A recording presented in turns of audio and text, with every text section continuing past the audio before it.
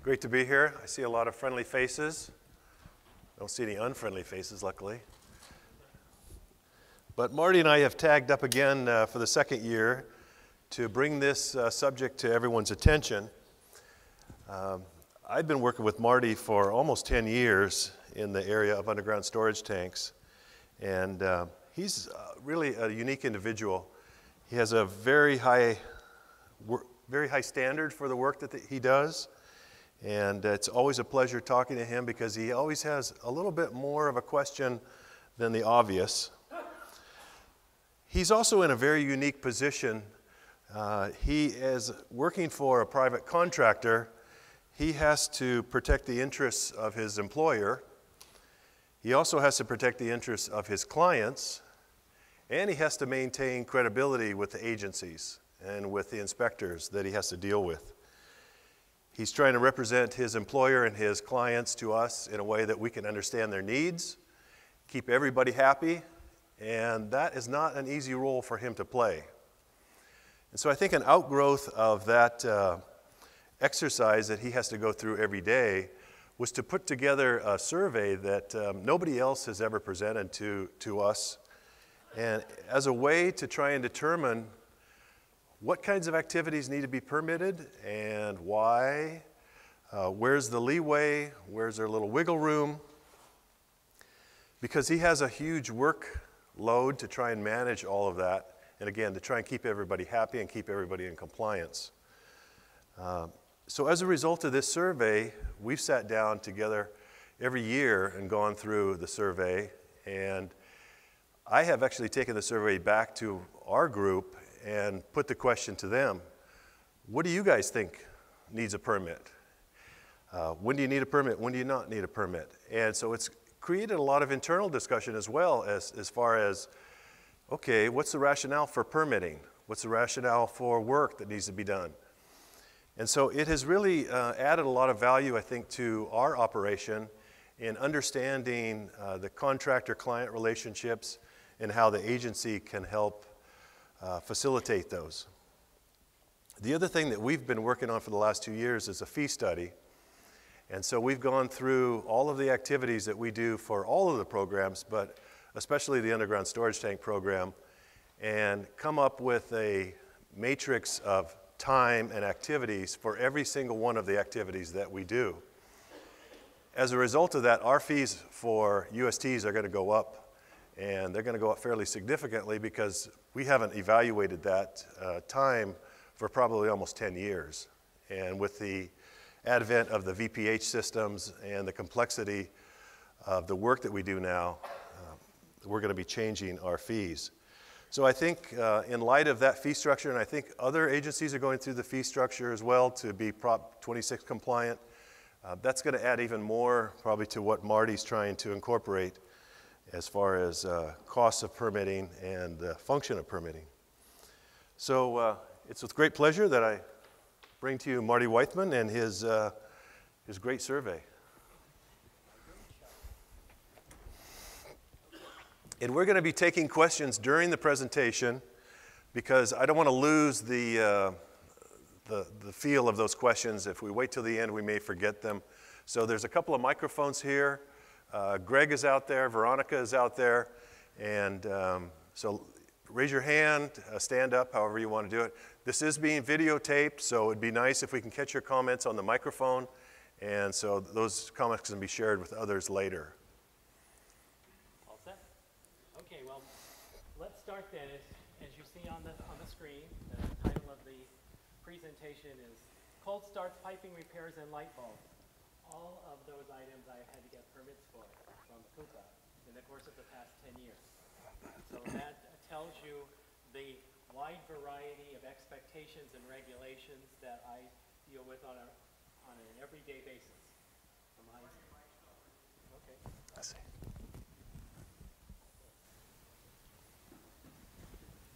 There you go. Am I on? No, not yet. He's on. We just got to adjust the volume.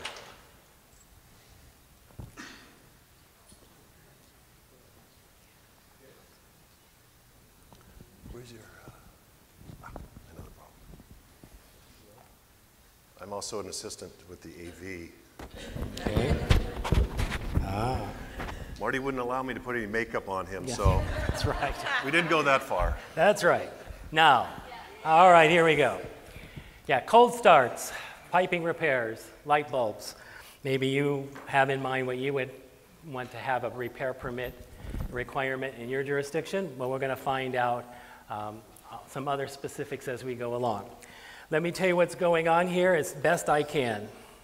What you're looking for is the view from the permit guy. That's when I call people, I say I'm the permit guy, because people have lots of names for me, but that's the one that sticks. You can ask any people that are here from Northern California, you can ask them what they refer to me as. But I've been doing this job now for 10 years. I was asked by the ownership of Service Station Systems and our sister company, Able Maintenance, to come on board to help guide the company and to stay out of trouble. Because permitting at the time was sort of a landmine, and you could get in trouble very easily if you didn't know what you were doing. And that was easy for me because I didn't know what I was doing, but I was asked to come in and organize, which is what I was pretty good at. I came from an education background originally, and I grew up, and as you heard, I went to The Ohio State University. Archie Griffin was my classmate, in case that you get an idea of where I fit in the scheme of things. And in Ohio, they don't have lots of rules and regulations, so to ask me to come in and start organizing permit requirements was a sort of a tall order. But I do have some organizational skills, and so I tried to figure out how to bring the chaos out of dealing with 65 different CUPAs into some kind of order so that we could remain compliant and best serve our clients and be nice to you folks so we don't end up in front of the DA, okay? So what I did, it says I gathered information for, well, almost the day I started from various CUPAs to try to give me guidance on how to do this job correctly. What you are going to be hearing from me today is the results of my information gathering strategy, which I've developed into a survey, the infamous survey that some people in Northern California refer to it as. And the data that you are going to hear is like holding up a mirror to you, because it isn't my information, it's your information. It either came from you directly if you're in Northern California, or your colleagues. Our service area at Service Station Systems starts around San Luis Obispo and goes north to the Oregon border, and goes from the ocean and sneaks into Reno, Nevada. So it goes across the state, and thriving metropolises like Sacramento, Stockton, and those places, and then other places that are not so big, but yet they are regulatory agencies, and they all have district attorneys, and they all can do enforcement. So we take them all seriously, big or small.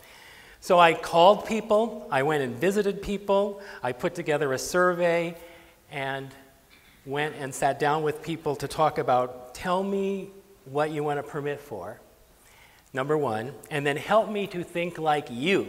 Now that can be a scary thought perhaps, but as I said, I'm an educator, not a regulator, although I did some regulation in my previous life, but I wanted to think like a regulator. In particular, I wanted to learn how you think about repair permits so that if you are not at your phone when I call in need, I can make a good guess as to what you would want, okay?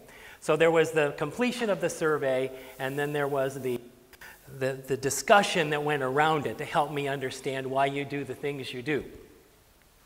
So here we go. When I started this job, I was told there was one golden rule, and that is when it comes to underground storage tank systems, if you are replacing like for like, you don't need a permit, and if you break ground, you do. Well, as Lee Corso says on College Game Day, not so fast, my friend. Okay? Following that golden rule can get you into a lot of trouble, depending on which agency you're dealing with. What I found out is things were a lot more complicated than that. There were lots of interpretations, lots of different approaches, lots of local ordinances, which make that golden rule not really apply in very many circumstances. Instead, that golden rule was replaced by two questions. Where are you, and then what are you doing? See, in the best of all possible worlds, I thought permits, particularly repair permits or authorities to construct, really were linked to scope of work. All right? Well, in theory, that's true, and yes, they are.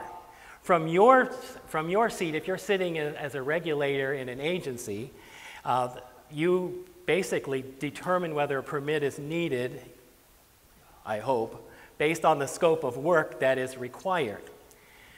But when I have 65 jurisdictions and they all look at it differently, then I have to ask a prior question. Tell me where you are. Give me your address, and then I'll tell you whether you need a permit or not. So if I'm at my desk and a technician calls in, before he says, well, I'm here to replace that, I said, don't tell me what you're doing, just tell me your address. Then tell me what you're doing, and then I'll tell you whether or not we need to notify the agency, whether we have to get a repair permit, or whether you can go ahead and do the job. So location, location, location is everything. Now, whether that should be the case is another question, but that is in fact the case when in my daily work. So to try to get the information needed from location to location to location, I developed a survey that I would try to get the CUPAs to complete for me. Now, let me do an editorial comment. I am not speaking about your agency, if you are sitting here from Northern California. I promised I would not name names, okay? So if you are guilty, you can remain anonymous, okay? So now let me go back. The first agency that I approached with this in a certain capital city was not really eager to see me, okay?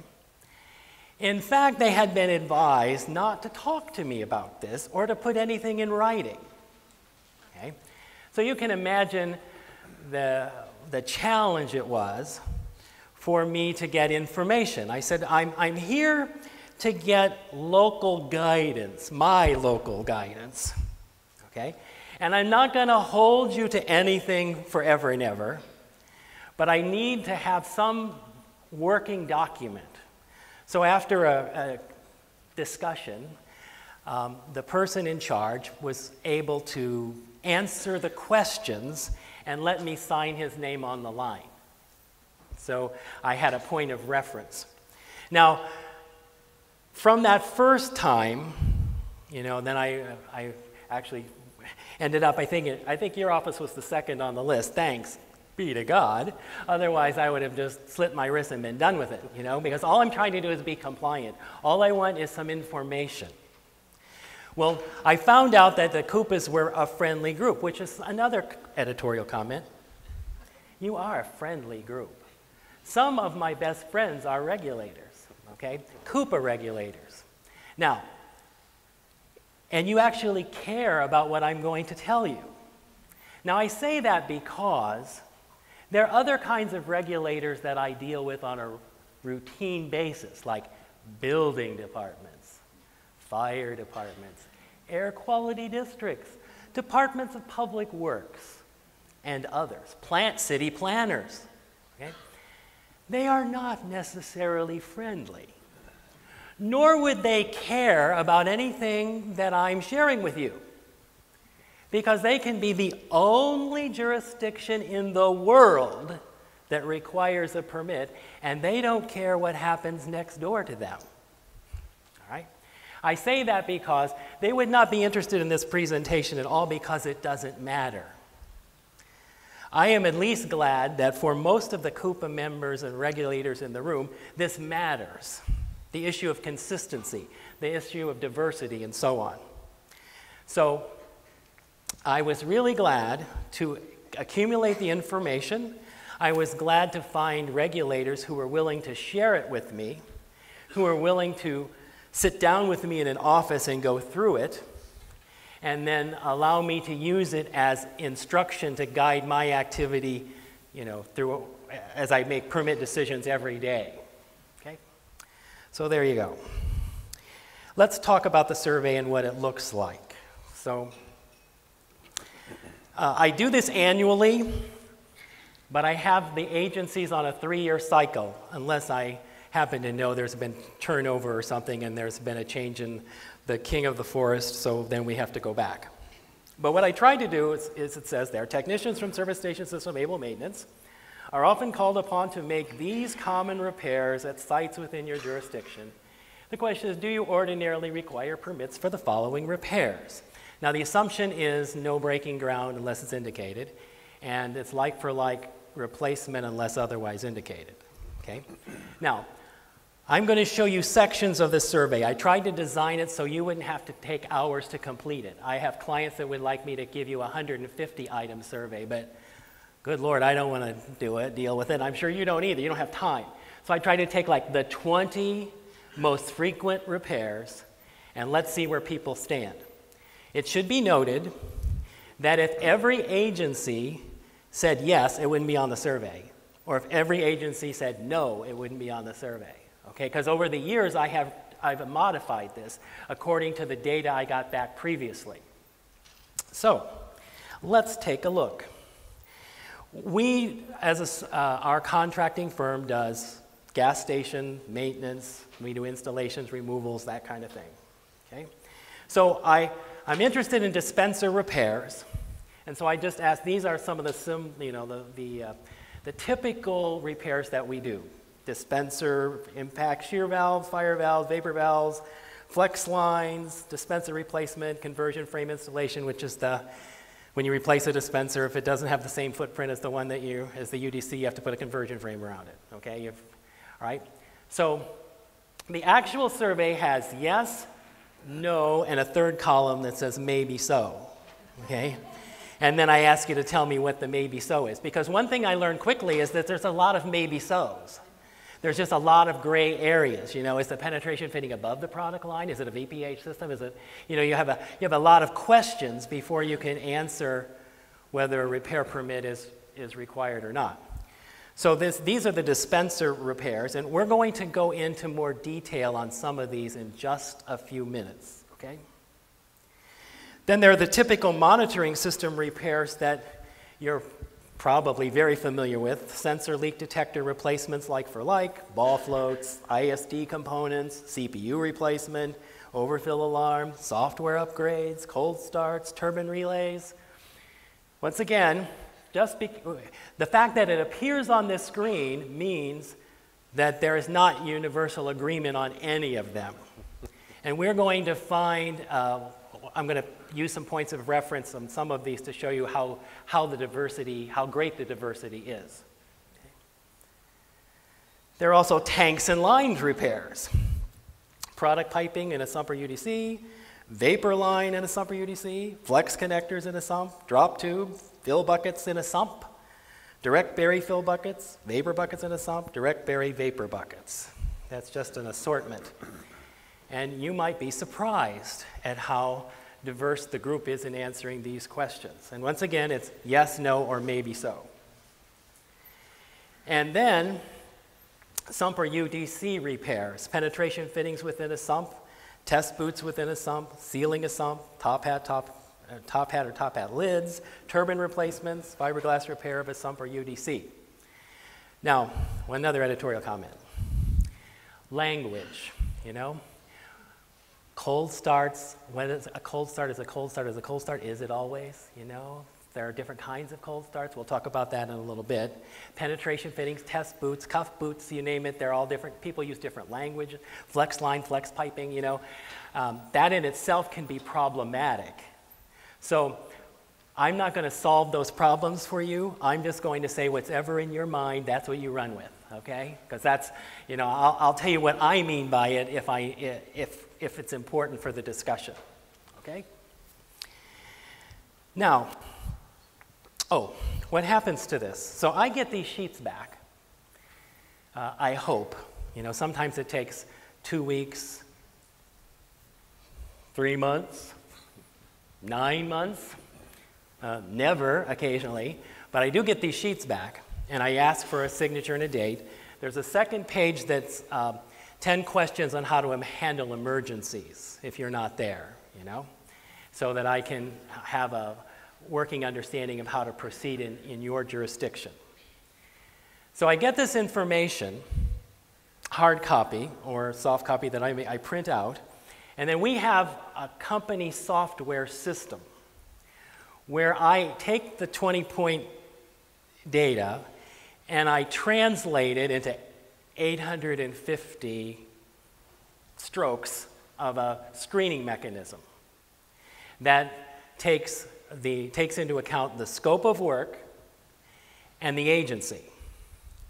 So that when a job comes in, and if it's properly logged, it will flag jobs for which some action is required on my part. So if a repair permit or a notification is required, then it comes, I have a permit screen that greets me every morning. Hello, Marty. Guess what? This is what you have to deal with today, okay? And if no permit is required, it will go sailing through and the job can be dispatched and we go on our merry way. So, you know, in the best of all possible worlds, there's never a foul-up, but I'm here to tell you that we're human and sometimes don't think there are glitches with that. But it's probably the best I can do, given the fact that we have so many jobs that come in so many different places. So that's what happens. And I do have my Bible, which is the binder with all these things in from history, in my office that I can look at the hard copy if necessary, and if I get hit by the bus, Debbie or somebody else can look at it and say, there is no permit required, okay? Now, why is there such diversity? I'm going to deal with two questions. Why is there this kind of diversity, and then how diverse is it? So, the why question, let's take a look. There are theoretical, legal, practical, and pragmatic issues here, and depending on where you are, it will kind of tell me how important some of them are to you. First off, the philosophical and legal considerations. You know, what constitutes repair versus maintenance? I had a CUPA inspector tell me that in his mind, a CUPA wasn't really authorized to issue repair permits, period. Right? There wasn't nothing in the code or statutes that required it. The permits that are envisioned in code are for major repairs or that would rise to the level of authorities to construct. Everything else is a local choice and could be considered a maintenance item. Now that's one extreme position, and another editorial comment, that person is no longer working in a CUPA, okay? So, but there are others who believe that there is a philosophy of what regulation is in terms of what authority you have and what responsibility you have as an agency to look over and monitor the repairs that take place in your jurisdiction, to be aware of them, to know what's going on, and to make sure that, you know, there's certified contractors, there are licensed contractors, certified technicians, certified equipment, and so on. And so that gives you not only the responsibility and the right, it almost gives you an obligation.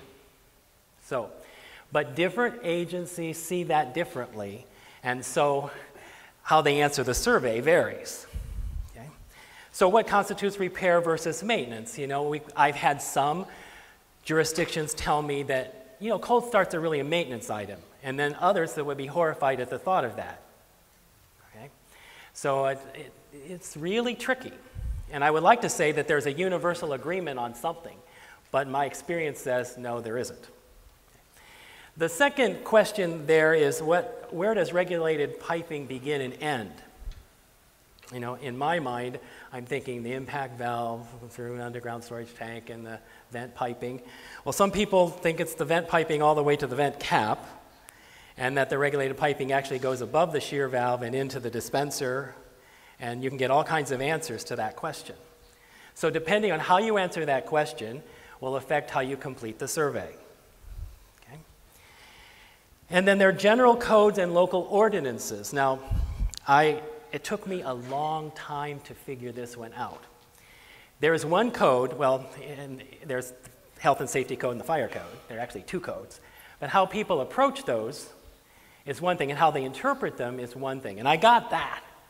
What I didn't realize that was sometimes even more powerful factor was the local ordinances that people have, that the local community gives the CUPA the responsibility and charges them with doing regulation and monitoring. And that can vary from location to location, and certainly even within a county that can change. So all of that's there, and so I don't know that as a contractor. That's what I have to find out from you. And I'm grateful to the people in Northern California who helped explain that all to me. Okay? So on the theoretical level, that's why. Now there's practical considerations. If you look at it this way, in particular, why is there this diversity? Well, staffing is a big deal. And I know, and you know better than I, because you know what your workload is. But there are some CUPAs that have told me we would like to we'd like to have more repair permits, we'd like to do more plan reveals, we'd like to do more inspections, but I don't have time to go out there and check out a 208 sensor replacement. You know, we just don't have that kind of time. We might have that interest, but we don't have that kind of time. Connected to that is the budget that you have to work with. You know, you have to allocate certain amounts of time and energy to things. I look at your audits. I love reading CUPA audits.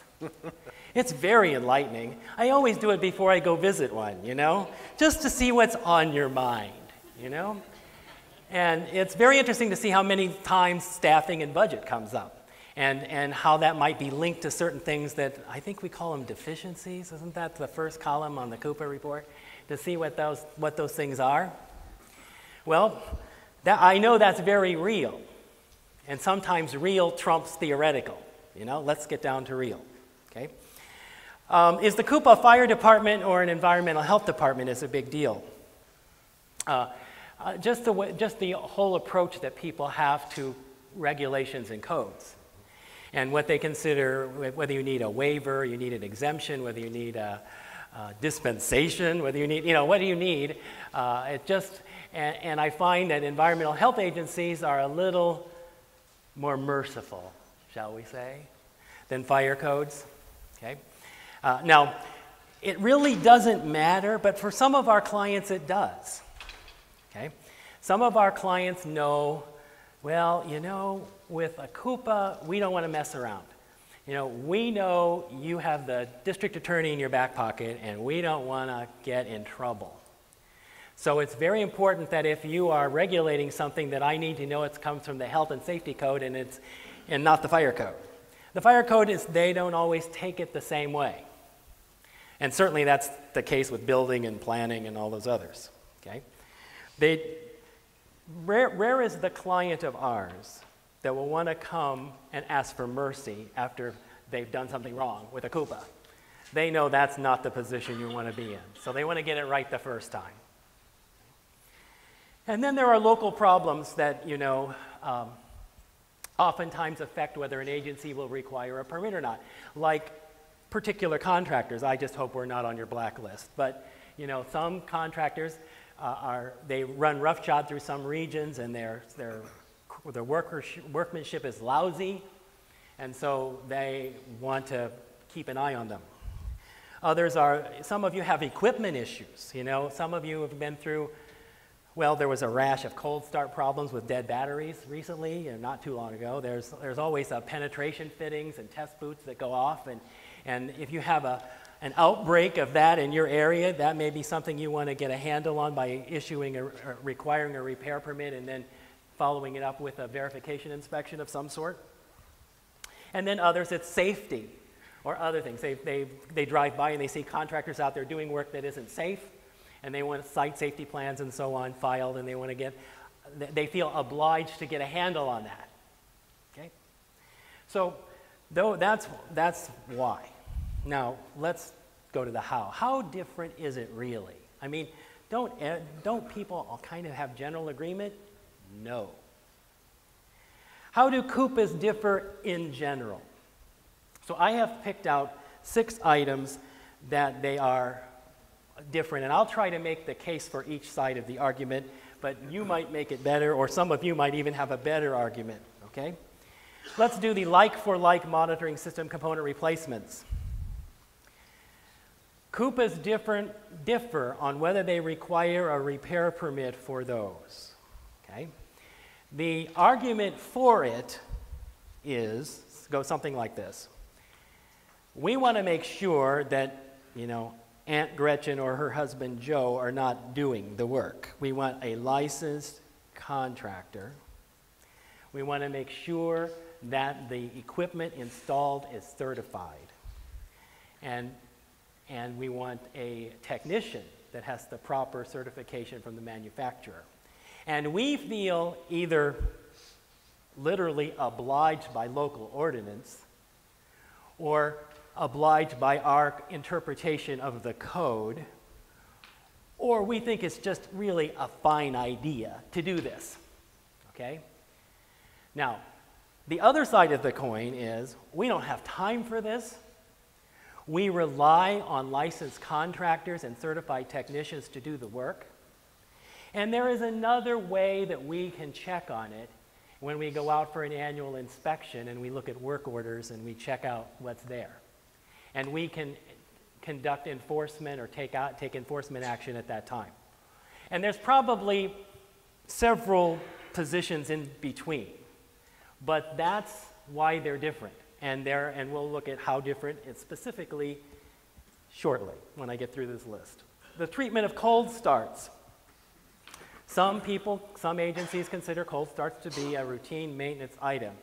And as I said, other people will be horrified that it's never a routine maintenance item. Some say it depends. Is this cold start because there was an act of God in a dead lithium battery? Is this cold start because you're doing a planned upgrade of the site and you need to upgrade the software because of ISD? Is it because, we've had this, we've been out and we've done a point of sale replacement. The point of sale is connected to the inventory, and the inventory is connected to the ISD, and then something goes wrong and you find yourself doing a cold start when you went out there to deal with the point of sale. What happens in these cases? And so agencies will say it depends. And so that's how they that's how they answer the survey, according to their perceptions of this. Let's look at repairs within a sump or UDC. That's another, whether it's a, let's talk about penetration fittings, whether it's a product penetration or a conduit penetration.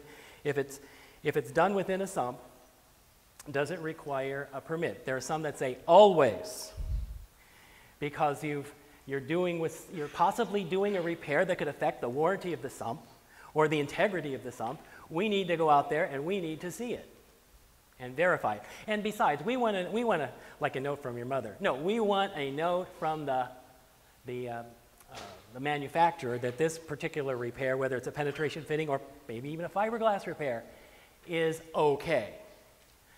Other people will say, well, no, it's in, if the sump is got a sensor in it, we're good. Just do it, test it, and if it's done incorrectly and there's still a water intrusion issue or something, the alarms will go off and there'll be a history of it and you can deal with it that way. So, once again, look at repairs involving breaking ground. Now, here I thought this was a no-brainer. Breaking ground, no problem, get the permit and be done with it. Well, not so fast. Because sometimes when you don't know the scope of work, all you have is a test failure done by another contractor yet, and you get called in, and what do you got? You don't know what you got. You got a problem, but you don't know what the scope of work is to fix the problem.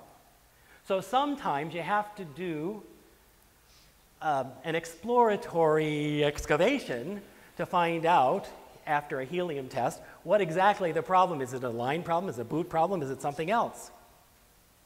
So some agencies will say, we understand that you don't know what the scope of work is, so you can go ahead and do the excavation, but the repair doesn't really start until you've decided or you've determined what the scope of work is. Then call us, let us know, get the permit, we'll put it on the fast track and all that kind of stuff.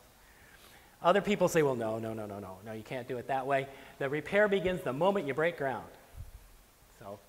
So that creates a problem. You're out there for testing.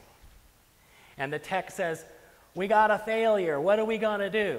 Can we go ahead and do this? Well, you know, and plus, I can hear the owner of the property in the background say, can we do this or not?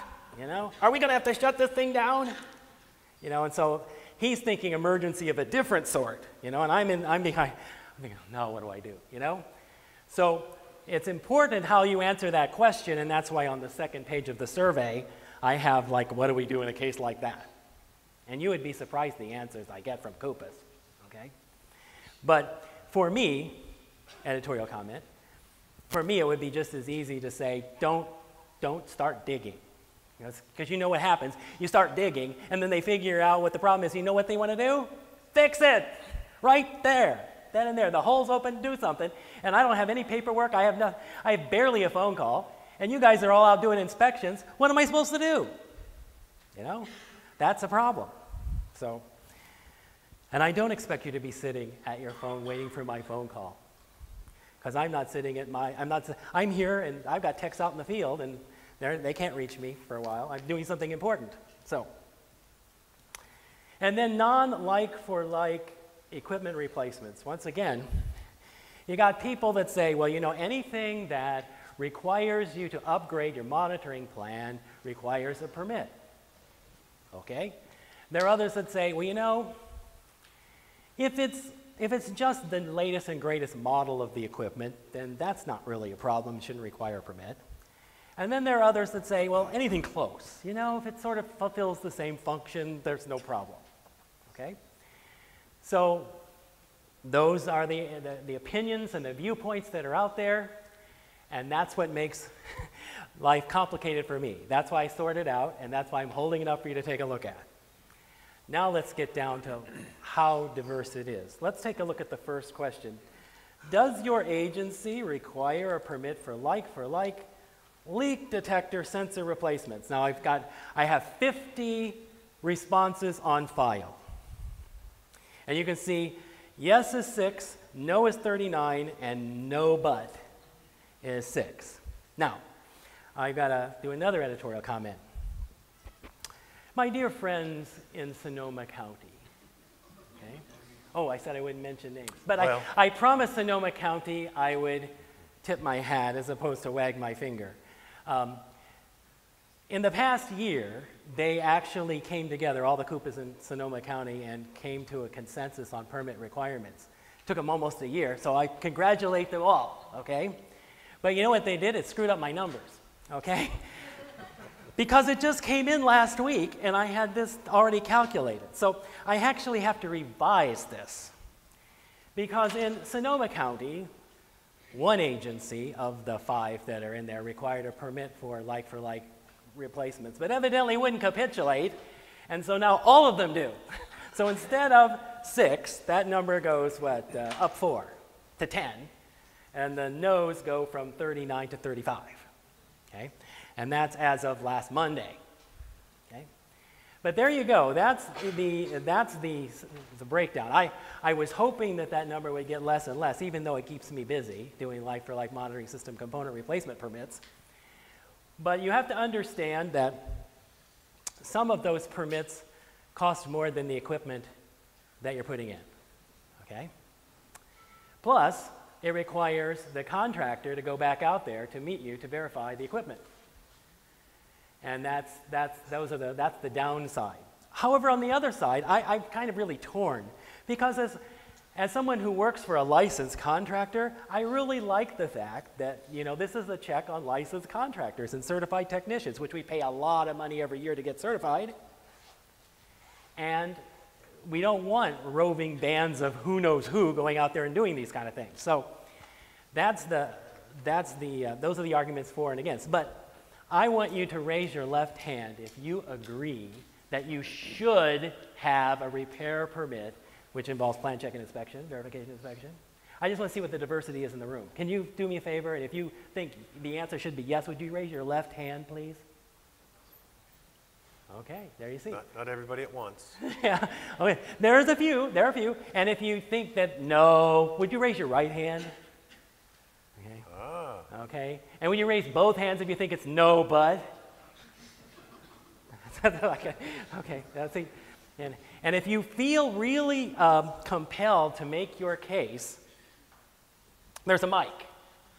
Help yourself, okay?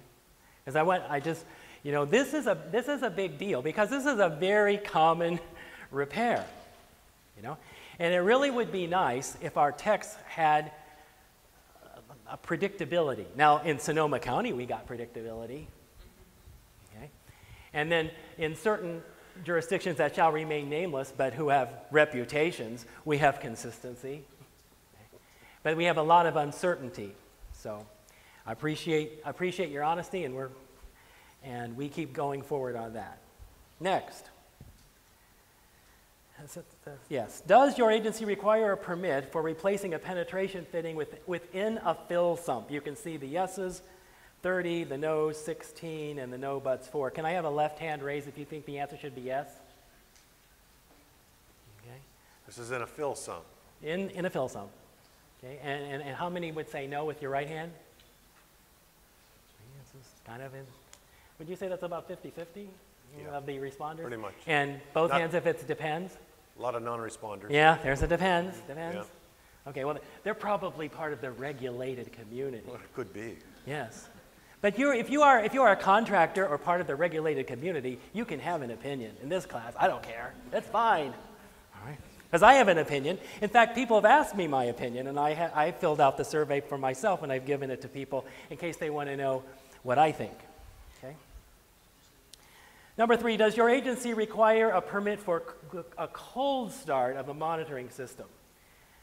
Yes is 36, no is 10, no but is 4. How many of you would dare raise your left hand? No. Would you just raise your left hand if you agree that for a cold start or repair permit? Raise them high so we can all see them. Yeah, I just want to see. Yeah. Oh, a lot of hands. And would you raise your right hand if it's no? Oh, my goodness, that's a different crowd than Northern California, I'll tell you. Okay.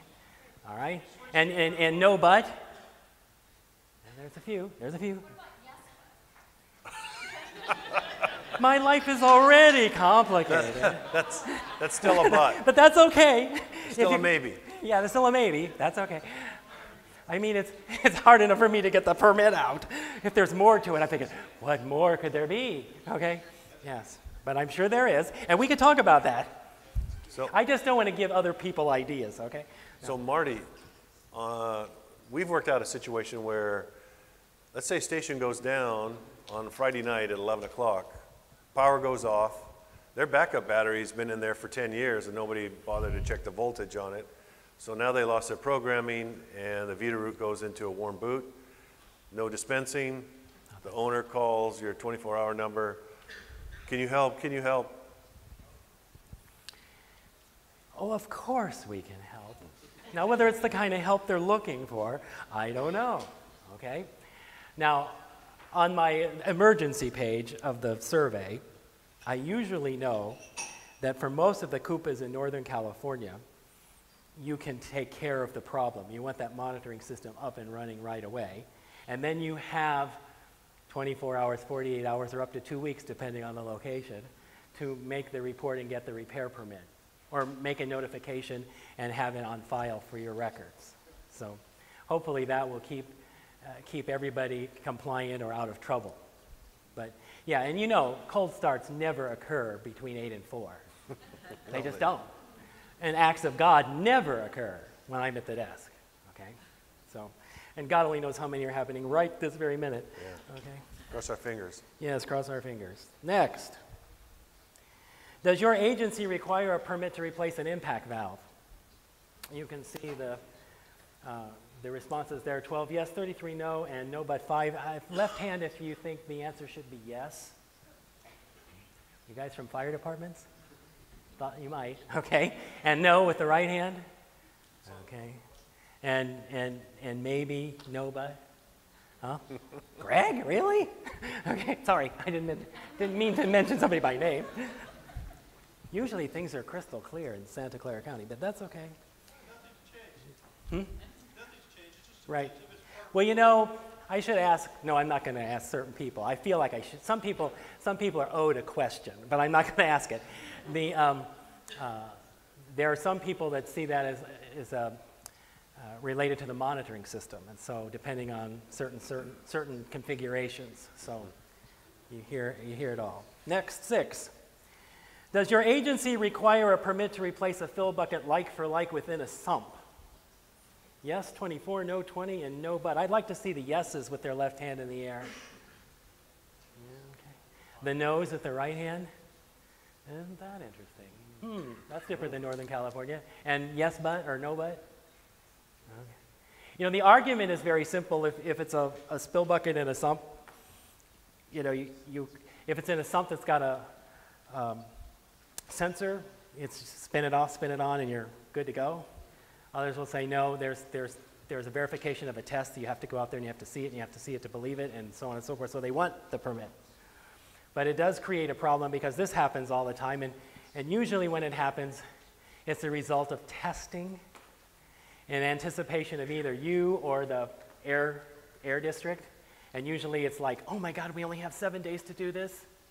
So this creates quite a flurry of activity with bucket replacements.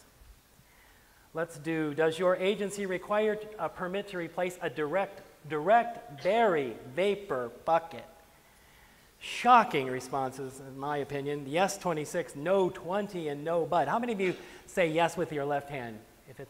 If you dig, you got to get a permit, you know? No exception. How many say with your right hand, no, you don't need to bother vapor. We don't care about vapor. I mean, I'll never repeat that. If you are listening from the air district, disregard the last mark. And that includes those vapor buckets that we've seen 6 or 7 inches of gasoline in. Yes, those kind of direct berry. Direct berries, yes. Okay. So this gives you some indication of how diverse it is. And for people who want to comply, it can be a challenge, especially if you are, well, it used to be a challenge in Sonoma County, but they fixed that, okay? Because in Sonoma County, you can have 2 sites that are across the street, and one is in the county and one is in a certain city, and they have different, you know, and it could be the same owner, or, you know, they talk and they know that, well, we had to get a report. No, you didn't, you know, that causes a problem. And you know what else? If you're not interested in complying, you know what it causes? It's an excuse for not to comply. So you want to try to facilitate compliance and discourage people disregarding the requirements altogether. Now, we're going to turn from permit requirements to some other things. Let's talk about the prices. Don't you want to see? Let's play The Price is Right. Here we go. Number 1, how much does a minor repair permit cost in your jurisdiction? Now, this is not, I'm not going to send a thing up and you yell out, stop, stop, stop, stop, stop. No, these are all checks I have written in the past year for minor repair permits in Northern California. Can you find yours? Okay. How much, you know? Now, why is this so different? Well, some people charge by the hour. Well, you know, $51. Does that look familiar? No, there's somebody who charges $51 an hour. But there's sometimes a minimum of 2 hours. But they might cut you a break and give you just 1 hour. Okay? So some is an hourly rate. And by the way, I know you don't get paid what your agency charges as the hourly rate, obviously. Okay? Some is you are paid by the number of tanks in your system. So if you have 4 tanks, pick a Safeway or Bonds or whatever you have in Southern California. Safeways are very common. They sometimes have 4 tanks. Mm-hmm. At $300 a pop, you can see what might happen.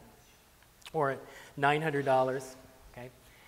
These are all minor, and you can see how this might raise some eyebrows in the regulated community, because they don't understand how there can be this kind of diversity without there being something else going on, okay? And if you are at the 1014, I better look carefully before I say anything, but I don't think they're here. But anyway, the reason that's at 1014 for a minor permit is they don't have any category for permits other than miscellaneous. So anything will fall under 1014. Try to explain that to a customer. So I would just ask you to take a look at at your fee structures and see, you know, does it, typically a minor repair permit, what kind of plan review is really required in a minor, I mean, how long does it take you to check out the license of the contractor, the certification of the technicians, the certification of the piece of equipment, especially if it's one you deal with all the time. You're doing a fill type bucket, you're doing a, you know, 420 sensor, you're doing all kinds of things. You've seen these things countless times. How long does it take to do a plan review? And then how long does it take to do an inspection? Because usually that's what it is. It's a plan review cost plus the verification inspection. So let's do the cold starts. How much does a cold start permit cost? How much do you think is fair? You know, now I know if it's a VPH system, you could be there all day inspecting it. So, but is your hourly rate, that's, you know, and when you have the guy that owns was only charged $102 in the same county with somebody that charges $719, that raises eyebrows, you know?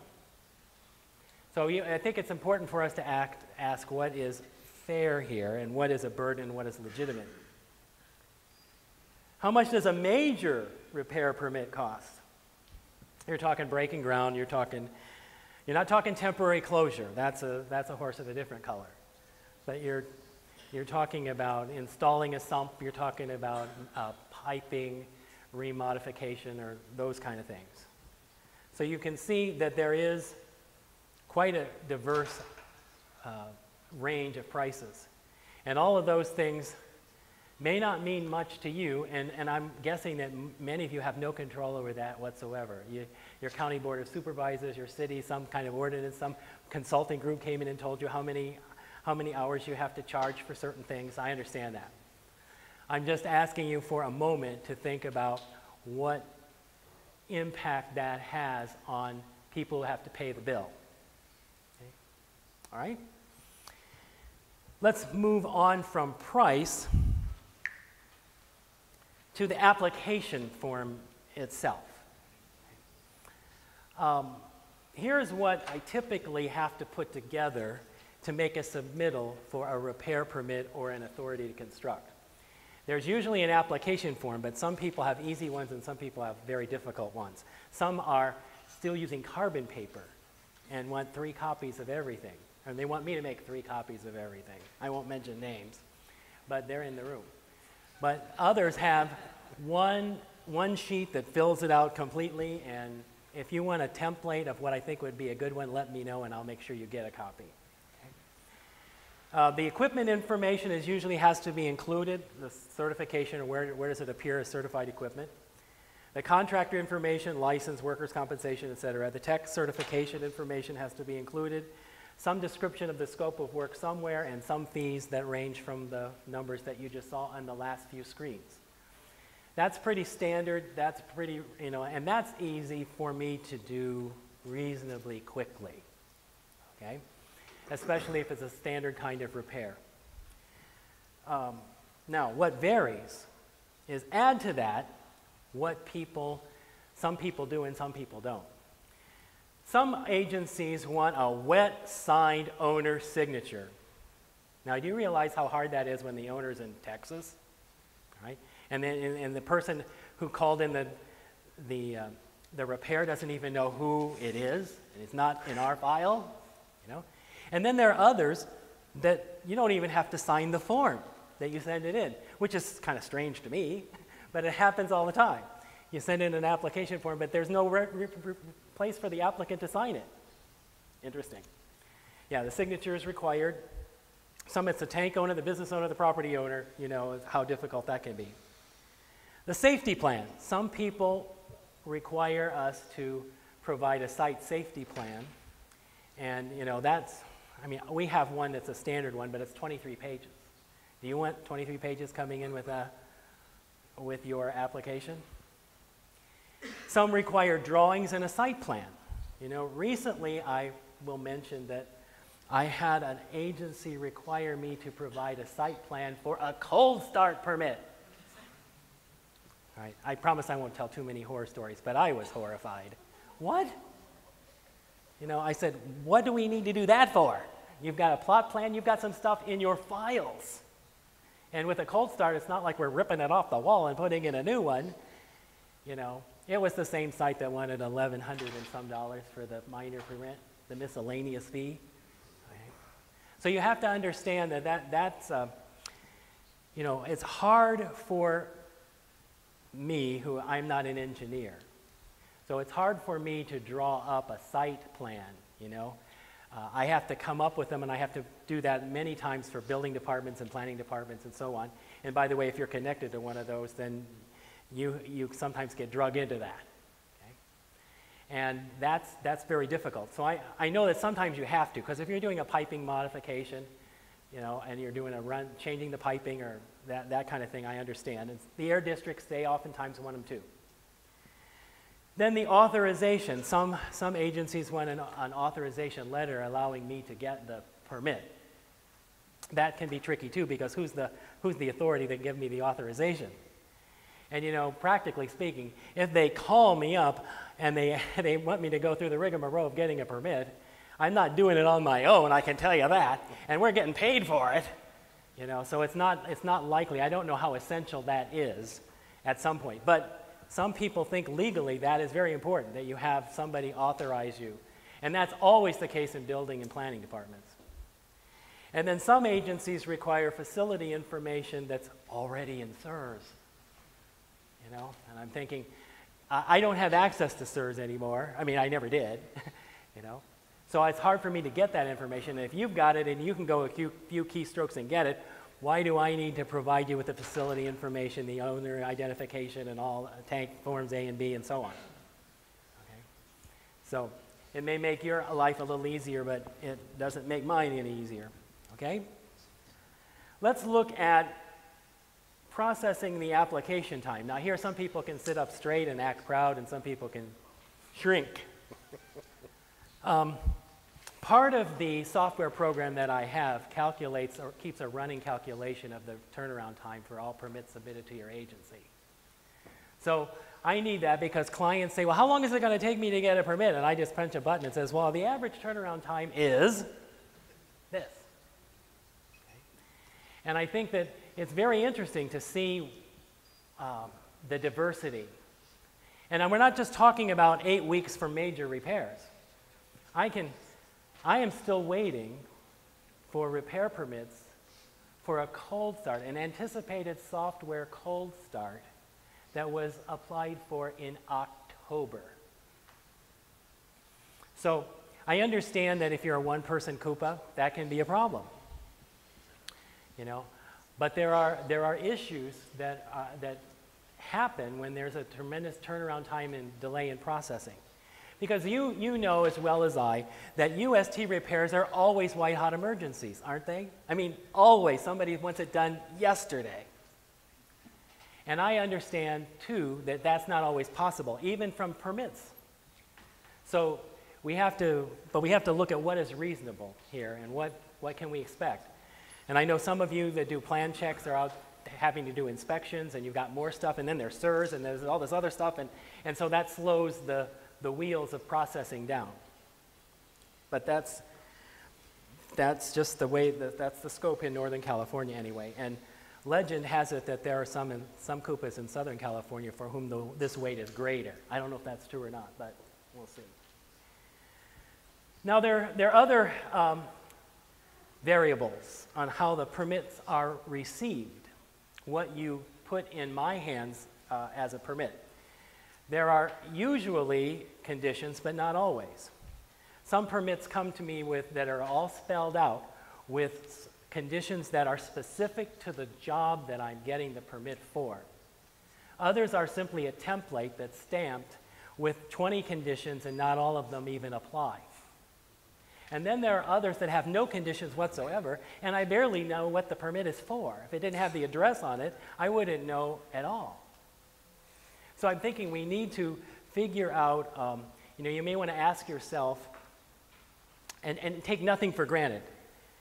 Can you spell out what inspections you want, what testing you want, or any other conditions? When does the permit expire, et cetera, like expiration date? Some say 90 days, some say 180 days, and some say none. And it's hard for me at times when we get backlogged to know when permits are going to expire if there's no date there. And you have one in mind, but I don't know what it is. And then inspections. Some agencies are, if you apply for a repair permit, that guarantees an inspection will follow, where a real person from a real agency shows up in real time and actually verifies something. Right? For other agencies, there's a real person that shows up and spot checks a few things. And for other agencies, they may not show up. Okay? Send me the test results. Okay? So once again, that different approach causes confusion, certainly among my clients. I get confused, especially if I paid $899 and somebody can't come out and do an inspection. I have a hard time explaining that to my clients. So, anyway.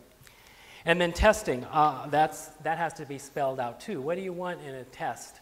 And you know, some agencies will put all the tests in, like, they don't mark which one, they're just all there, and some look like they apply and some of them don't, and that leaves our testing person trying to decide what to do. Okay. So it helps if there's if you can put it in print, that helps greatly. Now let me bring up a touchy subject. It's a 4-letter word called enforcement. Okay? Far be it from me, a contractor, to bring up this topic, but I think I need to. Okay? Now, for enforcement, I do not have empirical data. I didn't go and say, what do you do? How do you do enforcement? You know I can't even go to enforcement classes at the CUPA conference, you know, because contractors are not supposed to know about that kind of stuff, but we actually do get information. Okay? But I don't have numbers to share with you. But what I do have is anecdotal data in my trips to CUPA agencies, and when I sit down and talk to them, many times I have an occasion to talk about enforcement with them. Also, I have bosses. And these bosses in a licensed contracting company are very interested in enforcement and what is the focus or the emphasis in terms of issues that CUPAs are looking for. And so this is a kind of an important deal, and the reason I have to talk about it with inspectors. But you may detect that, or you may notice that detection of noncompliance, agencies are all over the lot on how they detect. Some people rely on complaints, tips. Some people, it's an accidental discovery when they're out there and they find out, oh, there's a sensor not only in a raised position, but it's just the wrong sensor. Or something there, you know, suddenly there's goop. Can you believe it? Goop in a sump. Where did that come from? You know? And then there was no permit obtained for that. You know? And then some don't do it at all. There are others who take the time that when they go out and they do their annual inspection, they actually go through work orders and they check to see if they match whether repair permits were obtained or not. Okay? Dare I take a survey just to see? Would it I think you should. I think just for your sake, of course. Would you raise your left hand if you are one of those agencies that actually, upon an annual inspection, checks your work orders at the site, such as they are, with repair permits applied for? Would you raise your hand? Interesting, isn't it? Okay. It's not overwhelming. Not overwhelming. I didn't think so. And so this is a problem because certain folks that don't bother with permits, and they know you don't check it, don't get them. And other contractors that try to comply end up losing business because of it. I think we call it an unfair business advantage for those who do not comply. Now, far be it from me to say, exhort you to take your compliance or your enforcement obligations seriously, but the advantage that people have for complying, or I should say, the disadvantage people have for complying is a real problem. And that there's business lost, and there is stuff being done that shouldn't be done. So I'm just going to bring that up so that you understand that the detection of noncompliance is a pretty critical issue for me. Now, I know in your grand scheme of things, I've read your audits, I've read the enforcement summaries that have been uploaded into CERS. There's not one there for failure to get a repair permit. Now, I know from having been dragged into enforcement action that sometimes we have to go back and provide proof that we got permits and stuff for some of our clients. And but that's usually part of a larger enforcement action. No one's going to go to the district attorney too many times just because you didn't get a repair permit, because that's a lot of work for you guys as well as the rest of us. The penalties for noncompliance, there are none, okay? They look the other way. They give you a break, unless you happen to be a big corporation. That's a different story. We'll talk about that in a minute. There could be a penalty fee. Some agencies charge you double the price or triple the price of the repair permit that you didn't get, and then you have to get it. Some will come out immediately in red tag, but those are few and far between. Some will do administrative enforcement if it's a repeated offense.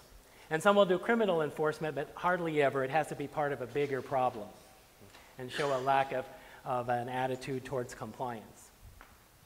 So also related to enforcement, consistency within an agency. Imagine my surprise when I have a client will tell me they contacted the same agency I did and got a different answer. No. No. Yes. Really? Yeah. You know, I used to think I was the only link between the regulator, you know. Oh, no, they don't like my answer. They find another inspector. You know, keep that in mind, Santa Clara County. We call that shopping for an answer. You shop for an answer. And when there's $899 on the line, or in Santa Clara County's case, $692, you know, that's a big deal. Okay? So the consistency within an agency is very important when it comes to permit requirements. You know, when I call and want to get a judgment call on something, or whether it's you know, I think we can do it for $202, okay? Or, you know, we're going to come out and we're going to inspect, and the other one says, we never inspect that. You know, so it's very important in the large staff CUPAs that there's an interagency agreement about how we're going to approach things, including enforcement. So Marty, a quick question. So when you call these larger agencies, do you try and identify a lead person to talk to? And sort of so you get a reproducible answer? I try to go for the person that signed my CUPA survey. There's a signature on there, and that's the person that I look for because I figure that's the person that makes the definitive decision. That's not always the case, I find out, but that's what I go with. That's, in a pinch, you have to go with what you go with. So, but I also know who the softies are. You know, after 10 years, I know who I can get on a good day, and they know that they like to cut breaks to people and make people happy and so on and so forth. And you wouldn't do such a thing. No. It just depends on the client, you know. If I know the client's going to call him, I got to beat him to it, you know. I can't come up with different answers. It's horrible to deal with that. You know, do you enjoy being made to be a fool? That happens. I speak with not quite the authority of God, but I speak with some considerable authority. Most of our clients know that I spend a great deal of time trying to get accurate information from regulatory agencies about repair permits and other things. So if I say, and I have it in writing, that this is required, and then somebody else makes another phone call and finds out, oh, no, that's, you know, he was drunk when he signed that or something, you know. We don't listen to her anyway. So the other thing is, who is the offender? I'm going to try to find a delicate way to say this, but you know, we know from enforcement history that big fish, and in this case we're talking major oil companies, many of whom have been involved in statewide enforcement cases. Okay? And so they are very sensitive to, some of them have had consent judgments and they have to toe the line. And there's a lot of, they feel like every move they make is being watched. So we have certain clients that are like that. And they have certain protocols for us to follow when we have to get repair permits and the like to make sure that they stay out of trouble. And then we know that in recent years the landscape of gas station ownership has changed so that you don't have as many major oil companies. You have multiple site operators, and you have a few site operators, and then you have the mom and pops. And some of them don't know the rules and regulations. And some of them don't even understand English very well when I try to explain it to them. And sometimes they get breaks that other people don't get, you know? Now, I'm all for showing mercy, okay? But, you know, you have to understand what consistent enforcement means. And if somebody deserves it, you know, we were talking about somebody who made a bad deal, got stuck with a bad gas station, and then has a diesel bucket go bad, a direct very diesel bucket go bad. Then what? You know? And if they don't have the resources to get the bucket fixed and the right permits in the right amount of time, is he going to get a break or not? You know? And God love, some of my best friends are inspectors, and they really are. They cut people breaks a lot, and for which I'm grateful because, you know, profit margins are not what they used to be. And some people can't afford the $899 permit, plus my time and energy and the additional inspection and so on. So the showing mercy thing is, you got to be careful. You know, I know of one agency, they don't have it posted in their lobby, but they should. Show no mercy. Okay. Well, that sounds awful, but they treat everybody the same. And predictability is kind of important. Okay. And of course, there's always the possibility that when you show mercy, somebody else loses a job. Just keep that in mind. Okay? And then there's this issue called the burden of enforcement. And what I mean by that is I appreciate the fact that you all have many programs that you have to monitor and regulate. And if you're going to take enforcement action that involves a certain amount of time and energy on your part, that is perhaps greater than it's worth, you get to the point of thinking, I don't want to have to do this. You know, can we write them a nice letter? Can we stop by and talk to them? You know, do we have to hold them accountable? Do we have to charge them a fee? Do we have to take them to the district attorney? What do we have to do? That's just a lot of work. And so I understand. But when you get burdened down and decide that it's not worth the effort, you know, then you have to do this calculus as to whether or not it helps compliance or in the end hurts compliance. And I can't answer that. I just know what my workload is, and I know what, talk to enough inspectors, I know something about what yours is. Okay, let's go to ethics.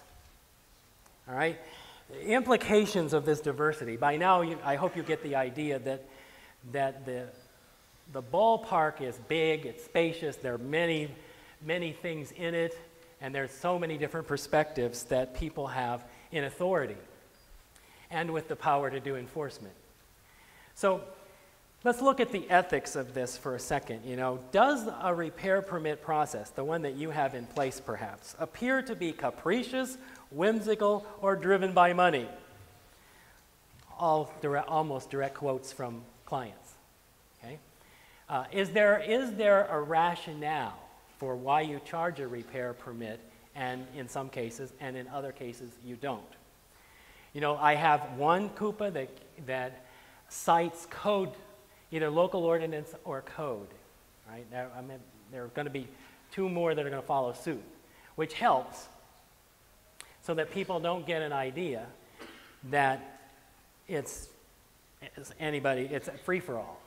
But for every one that cites the code, there are several others that say nothing.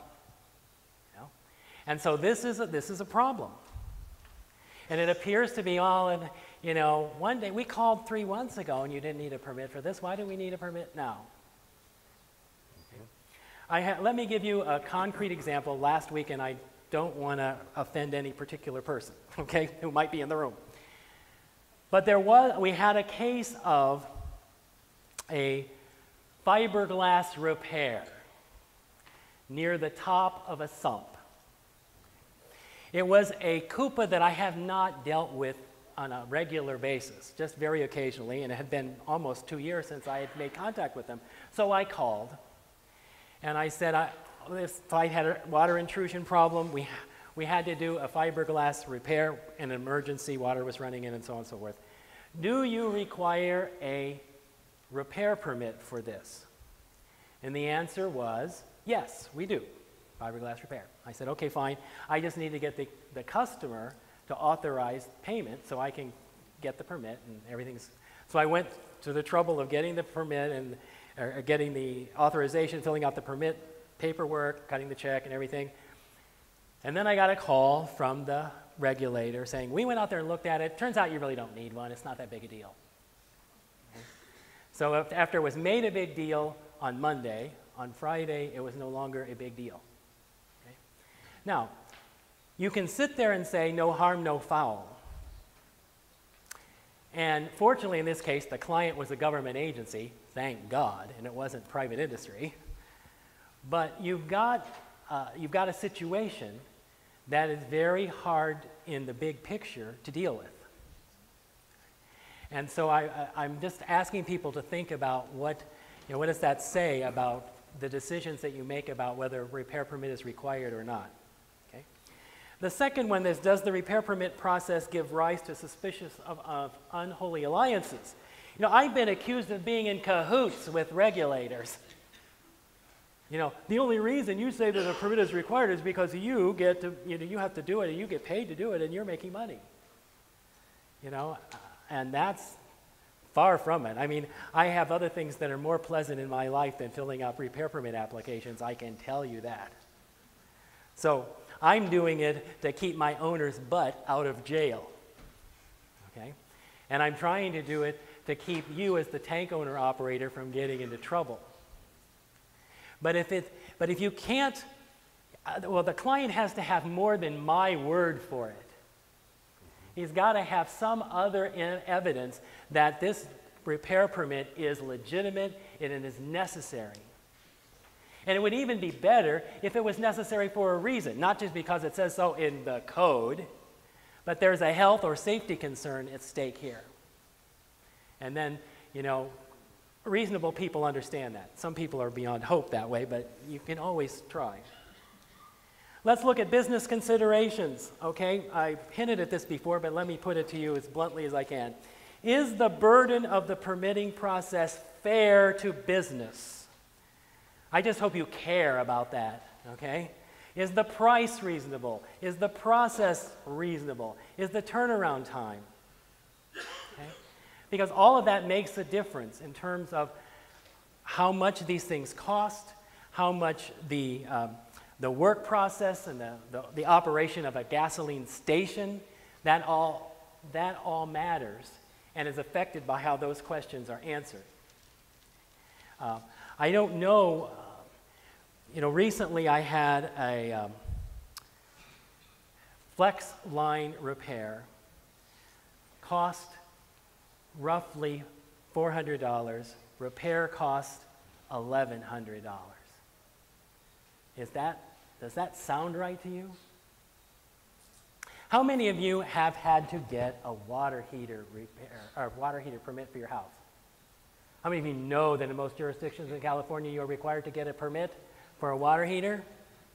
How many of you bother to get the permit? All right, well, I raised that because that's the attitude you have to deal with. In some, maybe not the same measure. Water heater permits are not, you know, you're not going to go to the DA. But you have that attitude out there. You know, I would hope that as a regulator, you would want the regulated community to A, know what's expected, and B, give us good faith effort to comply. So in order to do that, you have to make it reasonably easy to do. Okay. Otherwise, you're going to give people excuses for not to. Okay. The second one here, does the enforcement approach give an unfair business advantage to those who do not comply? That is a really big issue. I know that in enforcement cases in general, that is often argued. I appreciate that. And it applies in big things, and in quotes, smaller things too. And then finally, the compliance atmosphere. Okay, I have to choose my words carefully. I may be naive, but I believe that regulators and contractors and the regulated community are not natural enemies. Okay? I'm coming close to think that building departments, that's a different story. But with CUPAs, that's not the case. But sometimes it can appear to be the case when there is inconsistency and diversity when it comes to repair permits and enforcement. And that causes people to do strange things. Okay? Not only do you not trust the regulator, or the client does not trust the permit guy, okay? So there's mistrust out there, but people start playing games. Well, I'll show you. They want a permit. They can go find this, or they can go do this, or we'll just flood them with information. Or we're going to ask them every time we have to do anything in their jurisdiction, you're going to get a letter from me. Okay? So there are things that happen that are unsavory and just lacking in charity when there is confusion that is involved with this repair permit process. And you can apply it to other things, but particularly here. Yeah, the byproducts of inconsistency.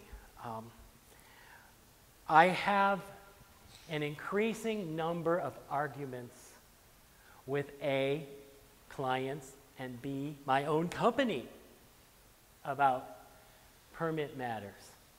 Are they really necessary? Can you go argue with them? Can you negotiate the price? You know, those kind of things, I would prefer not to get involved in those things. You know? And I think it would help if people were more consistent. Now, I don't have great dreams that, you know, we're going to have a statewide agreement, because I know your funding bases are all different. You all have different communities that require things of you. You all have long-standing interpretations of code. Things are not going to change. But I figure, you know, it took Sonoma County almost a year to come to agreement, 5 agencies to agree on a set of permit requirements. I think that's a step in the right direction. Last year, I had a template for a permit application, and several people wanted it. Nothing ever came. And the same 5 agencies in Sonoma County couldn't agree on a permit application. So, you know, with the greater, the lesser, who knows? You know, I don't have wild dreams that we're going to reach utopia, but I'm just going to ask you, or maybe challenge you to see, is there anything that you can do to reduce the diversity that might exist, A, within your agency, or with the agencies around your agency, so that the regulated community that you are responsible for can have a certain predictability, and they can understand what you're doing and why you're doing it. So I have, like, for example, you know, can we keep the repair permit requirements, processes, and procedures clear, you know, concise, communicated, and consistent for reasonable people. You know, and I put for reasonable people because we all know there are a lot of unreasonable people in the business. And there's nothing that I'm going to say. They've already made up your mind, or their mind, that you're in it for the money, and you're trying to undermine their business, and you know, blah, blah, they go on and on and on. And I know it's not true. So we have to, those you can't do anything with. But to the people who want to comply, make it easier for them if you can. And the people who don't want to comply, you know, don't give them any excuses for not complying, and go after them if they don't. You know? So how's that? Okay, I think that's enough for now, don't you? What I have to say, if you want the information, that's me, that's Rob. Now, we do have, there's opportunity for feedback and discussion here. So you want to talk for a while?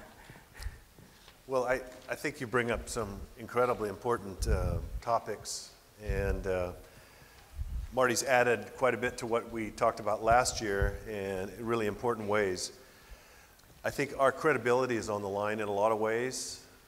People see these discrepancies. They need an explanation of why they should be paying what is quite a bit of money, I think, for the activities that they're trying to permit.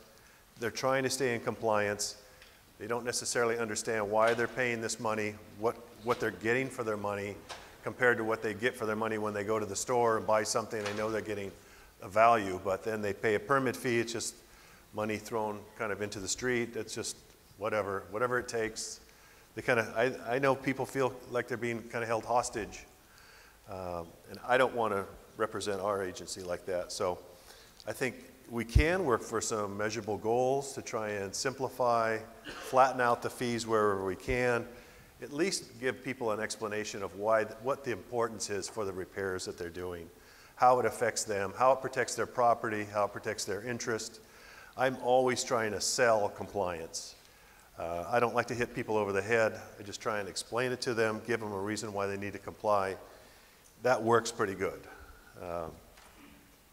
But I would like to see if there's any questions before we break. We've talked about a lot of things today, and I'm sure some people out there might have something to say in support, or maybe to dispute Marty's findings. I don't think anybody can dispute his findings really, but somebody might. So, Rob, have you reached out to some of the CUPAs that are adjacent to your location to try to maybe come up with these universal answers on permits? Sorry, so people can hear. Let's get your comment on the tape. Thanks. So I was wondering if you had actually reached out to some of the CUPAs that are neighboring you to I guess, answer his particular need of maybe making some type of universal permit process. We are constantly trying to equalize, because Alameda County is a little bit unique. We have, I think now we're down from 9 to 7 CUPAs. And there is a discrepancy with some things. As an example, do we allow snap taps to stay in place after testing the line leak detectors? That is all over the place. There's all these other issues as well. That's a great point. And we need a forum. We don't really have a forum to discuss those issues in a sort of a inter-county tag group. But that's something that we need to look at. Once everybody gets their fees squared away, I mean, this is a mature program. We've been doing annual inspections for going on 15 years. And I think we understand the issues. So more concentration on getting together and getting a common set of answers. Maybe some FAQs for owners about the permit process and that sort of thing. So something we can work on, that's for sure. Anybody else? Well, I'd really like to give Marty a big hand. He's done a tremendous amount of work on this. And I appreciate him bringing that to us to discuss. And thanks for listening.